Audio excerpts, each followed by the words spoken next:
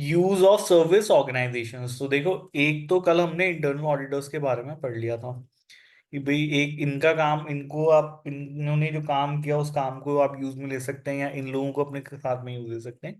एक यहाँ पे इन्होंने सर्विस ऑर्गेनाइजेशंस के बारे में बताया। एक्चुअली सर्विस ऑर्गेनाइजेशंस का हम एज अ ऑडिटर से कोई लेना देना होता नहीं है। सर्विस ऑर्गेनाइजेशन ये बेसिकली आउटसोर्सिंग के ऊपर इन लोगों ने बात करी है ना। आउटसोर्सिंग समझते हो? Yes, क्या होता है आउटसोर्सिंग, क्या होता है? सर मतलब So, जो like बाकी के usually, काम है वो किसी और कंपनी को दे देना, लाइक अगर स्कूल है तो बहुत फैसिलिटी को ये किसी और कंपनी को दे दिया और जो कोर टीचिंग की एक्टिविटी है उस पर फोकस हाँ, किया। ठीक है। तो मतलब जो काम आप खुद नहीं करके किसी और से करा लो, इतना सिंपल सा ये एग्जांपल है ना। तो yes, बिजनेस के अंदर क्या होता है कि बहुत सारा ऐसा काम होता है जो ये जरूरी नहीं कि बिजनेसमैन खुद उस काम को करे या खुद अपने आप से एम्प्लॉयज से वो काम कराए। ठीक है, तो वो काम वो लोग क्या करते हैं, वो लोग किसी और ऑर्गेनाइजेशन को ये करने के लिए दे देते हैं। तो जो ऑर्गेनाइजेशंस ये काम करती हैं उन ऑर्गेनाइजेशंस को सर्विस ऑर्गेनाइजेशंस हम लोग कहते हैं। मोर ओवर आपने इस चीज को 11th में पढ़ा होगा, बीपीओस के बारे में पढ़ा होगा, बिजनेस प्रोसेसिंग ऑर्गेनाइजेशंस या कॉल सेंटर्स, है ना। यस। yes, हाँ, बिजनेस प्रोसेसिंग बीपीओ हो गया, केपीज हो गए। तो ये सर्विस ऑर्गेनाइजेशन होती है। अब कौन कौन से फॉर एग्जांपल इन लोगों ने कुछ काम दिया था, पेरोल का काम हो गया। पेरोल में क्या होता है, एम्प्लॉयज की सैलरीज वगैरह ये सब पेरोल समझते हो। yes, sir. Yes sir. तो पेरोल हो गया। तो बहुत सारी कंपनीज ये पेरोल का काम खुद से करती नहीं है, मतलब उनके यहाँ पे जो एम्प्लॉयज काम कर रहे होते हैं ना, उन एम्प्लॉयज की सैलरीज बनाना, उनकी अटेंडेंस लेना, ये सब काम आउटसोर्स होती है। ठीक है। रिसीवेबल्स कलेक्शन हो गया, आपके डेटर से पैसा रिकवर करना है, तो बिजनेसमैन खुद वो काम करना छोड़ देगा। तो उसको लगेगा कि यार बहुत डिफिकल्ट है ऐसे वैसे, तो एक रिकवरी वाला पकड़ेगा कि यार तुम मेरा पैसा रिकवर करके दे दो, है ना। बैंक्स करते हैं, रिकवरी वाले लेकर के आते हैं, वो घर पे आते हैं, पैसे मांगते हैं, गुंडागिरी करते हैं, है ना। Yes, sir. तो रिसीवेबल हालांकि वो नहीं है। रिसीवेबल कलेक्शन हो गया, पेंशन मैनेजमेंट हो गया, तो ऐसे बहुत सारे काम होते हैं जो आप सर्विस ऑर्गेनाइजेशन से कराते हैं। अब लेकिन ये काम तो आपका क्लाइंट है बिजनेस, तो काम तो अल्टीमेटली बिजनेस ही कर रहा है, उसी का ही है काम तो, है ना। यस और नो, कहीं ना कहीं इन सब चीजों का जो इम्पैक्ट आएगा वो किस पे आएगा, वो फाइनेंशियल स्टेटमेंट्स पे आएगा। पेरोल प्रोसेसिंग है, चाहे रिलीज कलेक्शन है, चाहे पेंशन, कोई भी एग्जांपल आप देख लो, तो अल्टीमेटली कहीं ना कहीं इन चीजों, ये चीजें रिफ्लेक्ट फाइनेंशियल स्टेटमेंट्स में करेंगी या नहीं करेंगी। करेंगी। ठीक है। तो अब नाउ दी सिचुएशन इज कि कोई काम आपका क्लाइंट नहीं करके क्लाइंट के लिए एक थर्ड पार्टी कर रही है, जिसे हम सर्विस ऑर्गेनाइजेशन कह रहे हैं। समझ में आ रहा है क्लियरली यहाँ पे जो मैं बोलना चाह रहा हूँ? Yes, sir. ठीक है ना। मैं आज थोड़ा सा मेरी मेरी जो उसकी केबल है वो खराब हो गई है, तो मैं लिख नहीं पा रहा हूँ। ठीक है। सो मैं अभी से बोल के ही बता सकता हूँ, है ना। तो समझ जाना अगर कोई डाउट हो। तो तीन पर्सन हो गए इन्वॉल्व यहाँ पे। एक तो ऑडिटर है, एक ऑडिटर का क्लाइंट है। तो ऑडिटर को ऑडिट तो अपने क्लाइंट की करनी है, लेकिन दिक्कत ये है कि क्लाइंट का काम जो क्लाइंट को करना चाहिए था वो क्लाइंट नहीं करके वो किसी थर्ड पर्सन से करा रहा है, दैट इज सर्विस ऑर्गेनाइजेशन। ठीक है भाई, समझ में आ गया? यस और नो? Yes, sir. तो अब आपको ऑडिट एविडेंस जो चाहिए वो आपको क्लाइंट की ऑडिट करने से नहीं मिलेगा, वो किसकी ऑडिट से मिलेगा। भाई अगर मान लीजिए रिसीवेबल कलेक्शंस का इन्होंने एग्जांपल अगर दिया है, तो क्लाइंट के जो रिसीवेबल्स कलेक्ट करने का काम है वो क्लाइंट नहीं करके थर्ड पार्टी कर रहा है।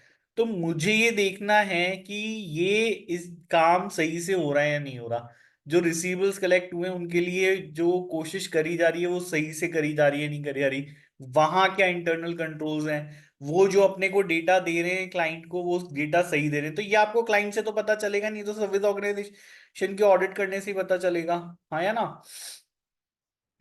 Yes, sir. ठीक है, आपके क्लाइंट के पास है ही नहीं ना ये सारा काम, तो आपके क्लाइंट के पास तो सिर्फ और सिर्फ रिजल्ट है ना, स्टेटमेंट है कि हाँ भाई इन लोगों से पैसा आ गया, इनसे नहीं आया, ये चीज है। तो अगर कंपनी सर्विस ऑर्गेनाइजेशन का बेटा यूज करती है तो ऑडिट एविडेंस भी सर्विस ऑर्गेनाइजेशन से ही आपको लेना पड़ेगा, in addition to the client. और ये आपको कंसीडर जब आप प्लानिंग करते हैं ऑडिट की तभी कर लेना चाहिए। ISA 402 हमारा स्टैंडर्ड है जो बेटा अपने को इस तरह की उसमें सर्कमस्टांसेस में हेल्प करता है, गाइड करता है। तो यहाँ ISA 402 कह रहा है कि जब ऑडिटर इस तरीके की सिचुएशन है और आप जब प्लानिंग करते हो तो ऐसे केस में आपको सर्विस ऑर्गेनाइजेशन की अंडरस्टैंडिंग भी क्रिएट करनी होती है। इतनी सफिशिएंट आपको करनी पड़ेगी कि आप वहां अगर कोई उनकी वजह से, उनके काम करने की वजह से अगर कोई मटेरियल रिस्क स्टेटमेंट का रिस्क अराइज होता है तो उसको आप आइडेंटिफाई कर पाए। ठीक है, तो ISA 402 बेटा गाइड कर रहा है और आपकी ये रिस्पॉन्सिबिलिटी हो गई कि अगर सर्विस ऑर्गेनाइजेशंस आपके क्लाइंट को सर्विस देती हैं तो उनके भी काम को समझना पड़ेगा और इतना अच्छे से समझना पड़ेगा, इतना सफिशिएंटली समझना पड़ेगा कि risk of material miss statement को आइडेंटिफाई एंड असेस कर पाए। क्लियर है, समझ में आ गई बात यहाँ पे? यस और नो? Yes, sir. ठीक है, इवन इसके अलावा फिर audit procedures design and perform करने, अंडरस्टैंडिंग क्रिएट करनी है, risk of material miss statement का असेसमेंट करना है, आइडेंटिफाई करना है और ऑडिट प्रोसीजर्स परफॉर्म डिजाइन करके उनको परफॉर्म करना हमको पड़ेगा। ठीक है, तो आपको आपके क्लाइंट के ही नहीं जाकर के बल्कि क्लाइंट को जो सर्विस ऑर्गेनाइजेशन सर्विस जा रही है वहां जाकर के भी ऑडिट परफॉर्म करनी है।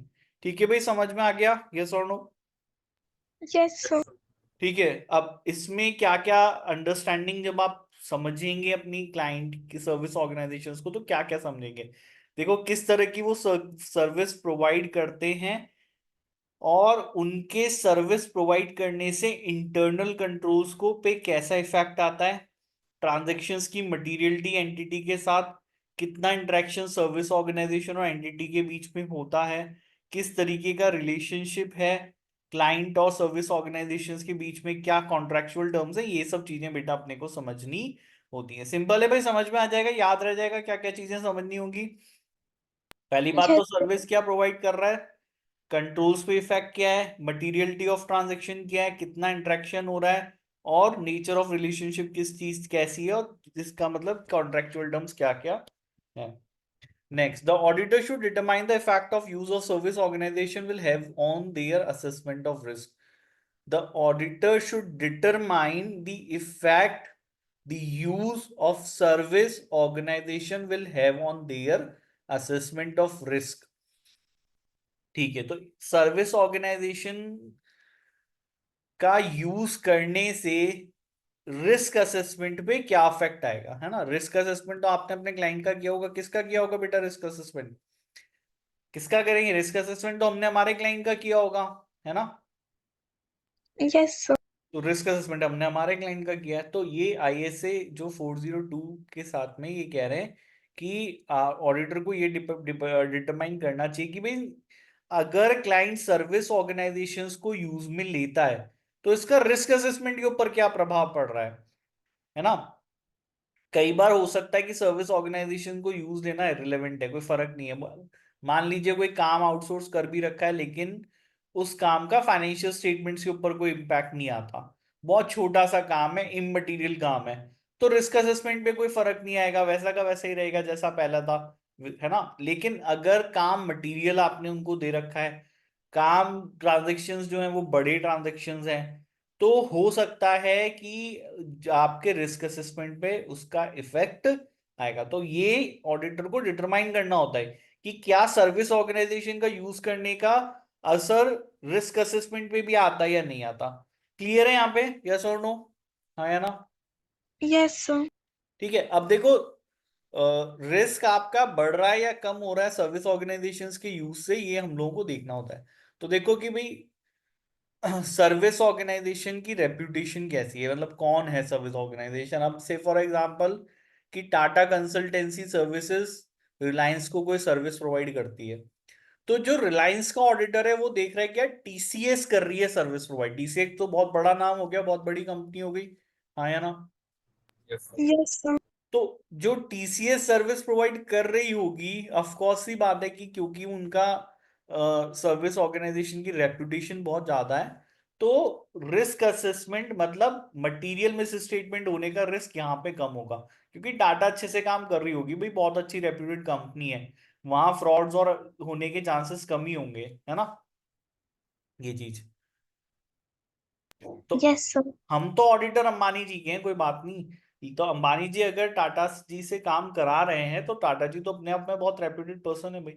तो आप एज अ ऑडिटर थोड़े से आपका रिस्क असेसमेंट आपका जो हुआ वो ये हो गया कि हाँ ठीक है भाई, risk of material misstatement कम ही होगा अगर टीसीएस सर्विस हो। तो ये देखना पड़ेगा कि भाई सर्विस ऑर्गेनाइजेशन कौन है, कैसी वो सर्विस कौन है, कैसी रेपुटेशन है, एग्जिस्टेंस ऑफ एक्सटर्नल सुपरविजन, क्या रिलायंस सुपरवाइज करती है, वहां पे जाके देखती है कि भाई काम क्या दे रहे हो भाई, ये ऐसा तो नहीं कि बिल्कुल ही उनके ऊपर छोड़ दिया कि आप जानो आपका काम जाने, है ना।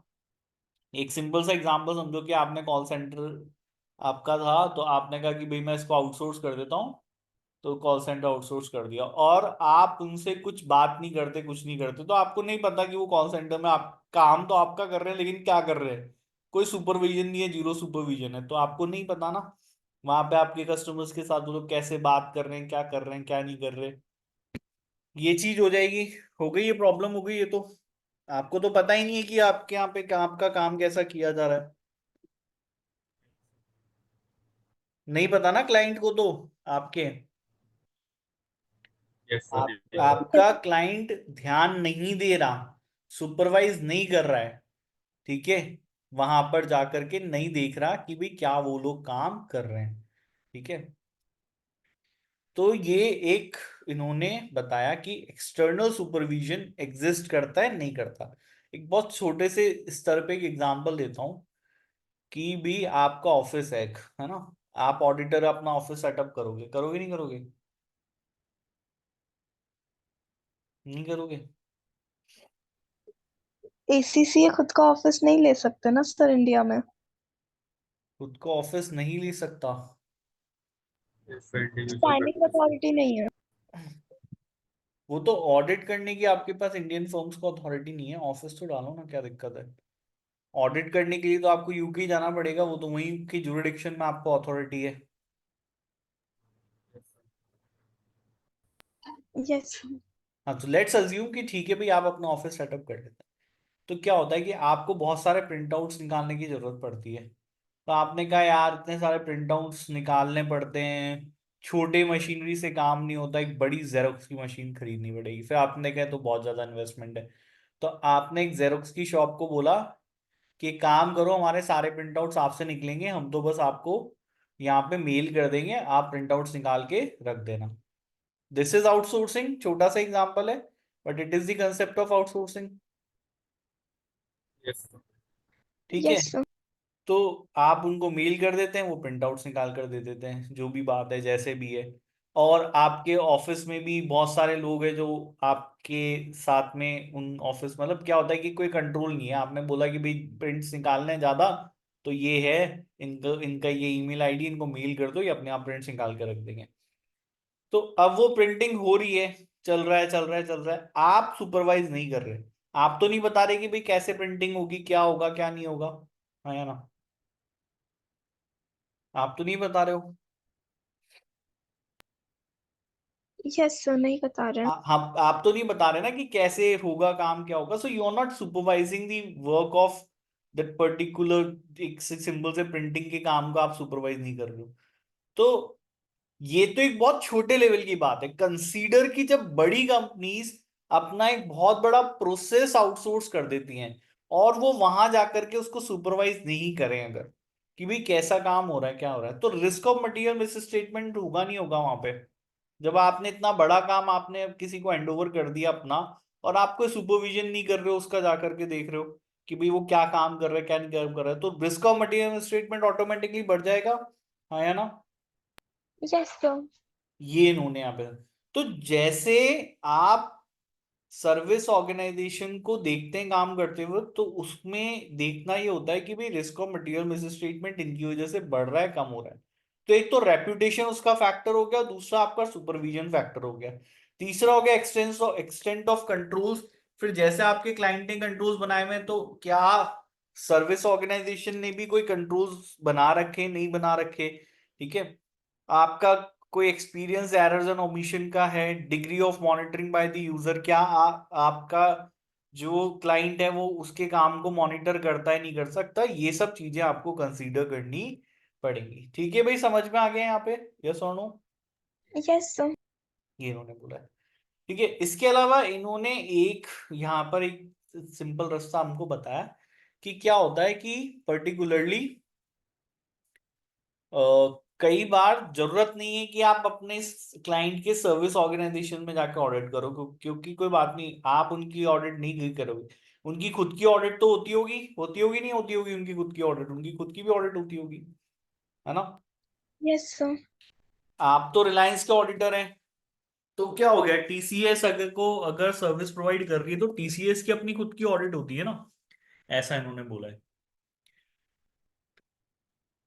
तो इन्होंने दो तरह की रिपोर्ट्स यहां पे डिस्कस करी हैं, ठीक है। A type 1 report provides a description of the design of the controls at the service organisation prepared by the management of the service organisation. It includes the report by the service auditor providing an opinion on the description of the systems and suitability of the control.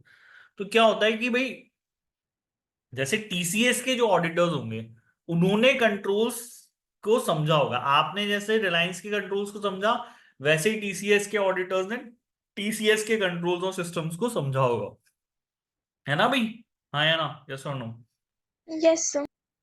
तो आपने कहा कि ठीक है कोई बात नहीं, आप अपने ऑडिटर से बोल दो वो एक रिपोर्ट मेरे को बना करके, मतलब रिपोर्ट बेसिकली बनाएगी management. A type 1 report provide a description of the design of the controls at the service organisation prepared by the management of the service organisation. तो जनरली वो आपको रिपोर्ट तो मैनेजमेंट भेजती है, लेकिन उसमें सर्विस ऑडिटर का ओपिनियन होता है, ठीक है, on the description of the system and the suitability of the control. तो वो सिस्टम्स के डिस्क्रिप्शन के ऊपर ओपिनियन और कंट्रोल्स की सुटेबिलिटी पे वो सर्विस ऑडिटर अपना ओपिनियन भेज देता है साथ में। तो आपको हो गया विश्वास, ठीक है भाई, आपने जाकर के ऑडिट नहीं करी, आपने कंट्रोल्स नहीं समझे, लेकिन जो टीसीएस का मतलब सर्विस ऑर्गेनाइजेशन का ऑडिटर था उसने अपना ओपिनियन भेज दिया कि हाँ भाई हमने समझे, ये अंडरस्टैंडिंग ले लो। तो आपने कहा ठीक है मैं विश्वास कर सकता हूँ, मैं भी एसीसी हूँ भाई, तू भी एसीसी है, तू भी ऑडिट कर रहा है मैं भी ऑडिट कर रहा हूँ, तूने तेरे क्लाइंट को समझा मैंने मेरे क्लाइंट को समझा, तेरे क्लाइंट को जो तूने समझा वो मुझे समझा दे, तो मैं सेटिस्फाई हो गया। यही हुआ है भाई अल्टीमेटली ले दे करके, है ना। यस। ठीक है, तो आप इस तरीके से उनसे रिपोर्ट मांग सकते हो।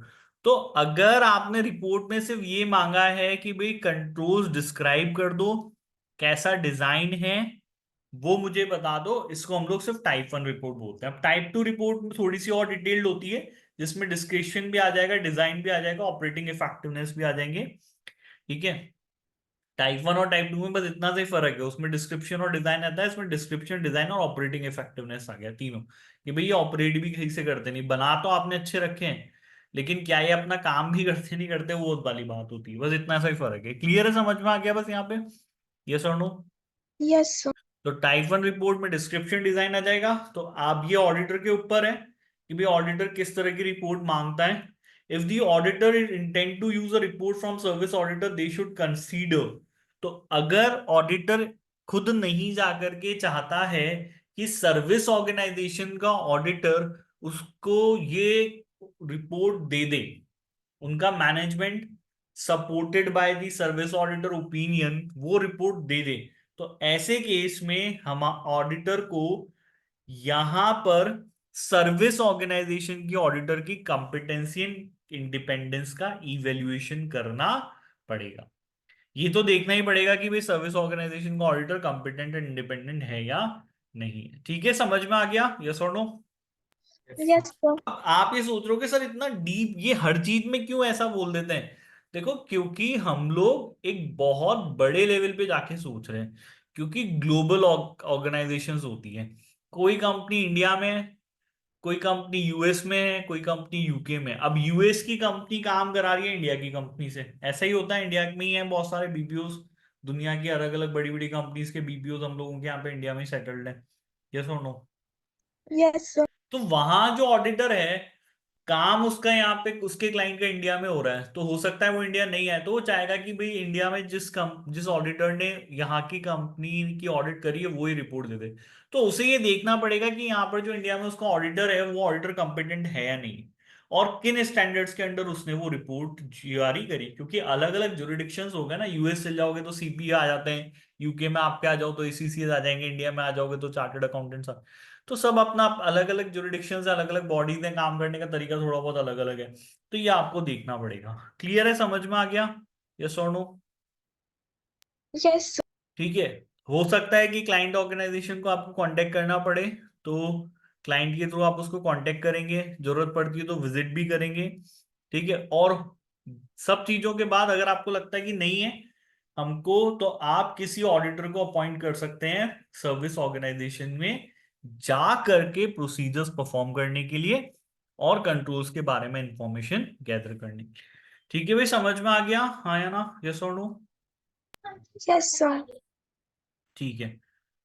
Responding to the assessment, the auditor should determine sufficient appropriate evidence is available for the client and तो उसको डिटरमाइन करना है कि भी ठीक है, अगर sufficient appropriate evidence है, मिल गए या नहीं है, नहीं है तो फिर फर्दर प्रोसीजर्स परफॉर्म करें दूसरे ऑडिटर को।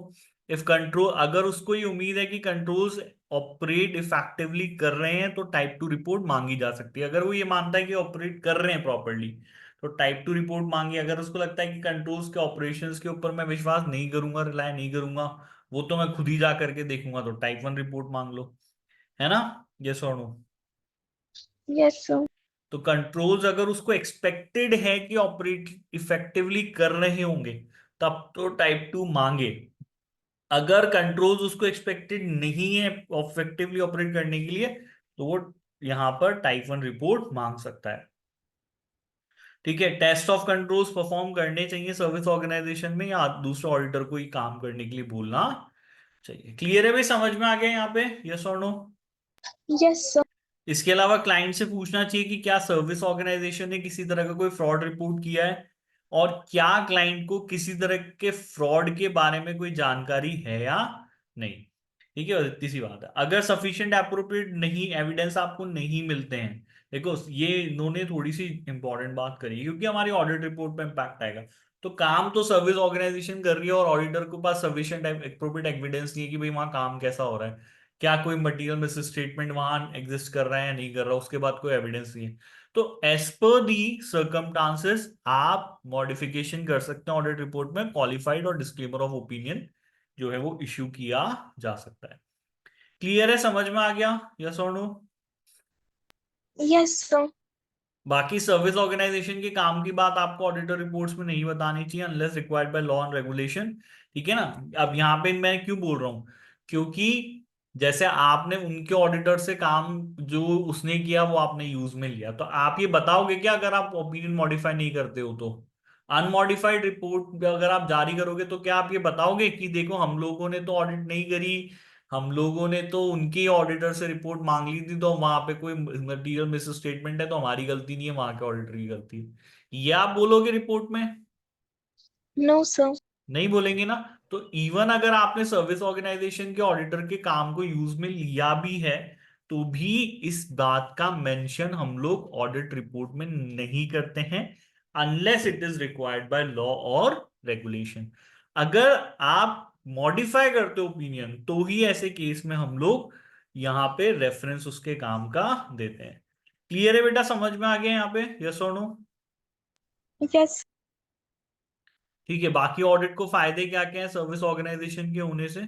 सर्विस ऑर्गेनाइजेशन एक्सटर्नल होती है क्लाइंट के लिए, वहां से जो ऑडिट एविडेंस आप डिराइव करते हैं वो ज्यादा, हमने ये पढ़ा है ना स्टैंडर्ड बेसिक रूल्स की भाई कौन सा एविडेंस स्ट्रांग होता है, तो जो एविडेंस बाहर से मिलता है, थर्ड पार्टी से मिलता है, वो ज्यादा स्ट्रांग है क्लाइंट के देने की। अगर कोई एविडेंस आपको सीधा क्लाइंट दे रहा है और कोई एविडेंस थर्ड पर्सन से मिल रहा है, कौन सा ज्यादा स्ट्रांग होता है एविडेंस? जो एक्सटर्नली ऑब्टेन्ड है, जो इंटरनली ऑब्टेन्ड है? जो एक्सटर्नली जो ऑब्टेन्ड। प्रिंट तो सर्विस ऑर्गेनाइजेशन दे रहा एक्सटर्नल टू द क्लाइंट, तो वहां से जो एविडेंस मिलेगा वो ज्यादा बेटर होगा। ठीक है। सर्विस ऑर्गेनाइजेशंस काम करने में ज्यादा कॉम्पिटेंट होती हैं, तभी तो क्लाइंट ने खुद नहीं काम करके उनको चूज किया है काम करने के लिए, क्योंकि वो ज्यादा अच्छे से काम कर सकती हैं, वो एक्सपर्ट होती हैं, वो कॉस्ट एफिशिएंट होती हैं। ये भी सही बात है। यस और नो? Yes, sir. तो उनसे गलतियां होने के चांसेस कम हो जाएंगे। ठीक है, सर्विस ऑर्गेनाइजेशंस के ऊपर ऑडिटर्स पे रिलाई किया जा सकता है। ठीक है, it may be possible for the audit firm to confirm information directly with the service organiser, और बहुत सारी इन्फॉर्मेशन आप उनके ऑडिटर्स से कंफर्म कर सकते हो। लेकिन इसके ड्रॉबैक्स भी हैं अगर सर्विस ऑर्गेनाइजेशन होती है तो। ठीक है, मेन ये है कि ऑडिटर को कंसर्न है एक्सेस टू, क्योंकि देखो अगर क्लाइंट का काम सर्विस ऑर्गेनाइजेशन करती है तो कॉन्फिडेंशियलिटी का इश्यू होता है नहीं होता? ये सुनो, Yes, sir. क्योंकि क्लाइंट की सारी, अब आप, मैं तो छोटा सा एग्जांपल दिया था कि अगर आप अपने ऑफिस के सारे डॉक्यूमेंट्स किसी थर्ड पर्सन को जेरोक्स करने के लिए देते हो तो उसके पास आपके सभी डॉक्यूमेंट्स का एक्सेस हो गया, है ना? ये सुनो, Yes, sir. वो एक कंसर्न हो सकता है। और ऑडिटर के पास अपने क्लाइंट के रिकॉर्ड्स को एक्सेस करने का तो राइट है, उनसे जवाब मांगने का, एक्सप्लेनेशन, लेकिन उसके पास सर्विस ऑर्गेनाइजेशन से रिप्लाई मांगने का जो है वो राइट नहीं है। अगर आप अंबानी जी के ऑडिटर हो तो आप टाटा से मांग नहीं सकते कि भाई हमें जवाब दो, हमें डॉक्यूमेंट दिखाओ, क्योंकि आप उनके ऑडिटर नहीं हो, आप तो सिर्फ अंबानी जी के ऑडिटर हो, उनसे मांगो, वो ला करके देंगे तो ठीक है। उनसे आप टीसीएस में थोड़ा ना जा करके ये सब कुछ कर सकते हो, आपके पास राइट नहीं है, नहीं है ना राइट? ये सोनू, नहीं है। नहीं है। तो क्योंकि अगर सर्विस ऑर्गेनाइजेशन मना कर देगी तो ये एक तरीके का लिमिटेशन है आपके ऑडिट वर्क पे, और हो सकता है कि फिर आपको सफिशिएंट अप्रोप्रिएट एविडेंसेस नहीं मिले। क्लियर है बेटा, समझ में आ गया यहाँ तक? यस और नो? Yes, sir. तो Yes, यूज sir. ऑफ, हाँ, यूज ऑफ अदर हमने खत्म कर लिया है यहाँ पे। अब हमारा सैम्पलिंग बचा है, सैम्पलिंग अब हम लोग मंडे को पढ़ेंगे। यहाँ तक कोई डाउट हो तो बता दो। No, sir, no doubt. No, sir. No doubt. कोई डाउट नहीं है? सिमरन समझ में आया? Yes, sir. ठीक है, तो ये आप अब पढ़ लें, 2 दिन आपके पास टाइम है, किसी तरह कोई डाउट डाउट हो तो मंडे को, ट्यूसडे तक ये चैप्टर अपना खत्म भी हो जाएगा फिर। ठीक है, Yes, sir. Yes. चलो, bye, good night. Thank you, sir. Bye, Thank you, sir. Thank you, sir. Good night. Bye. Good night.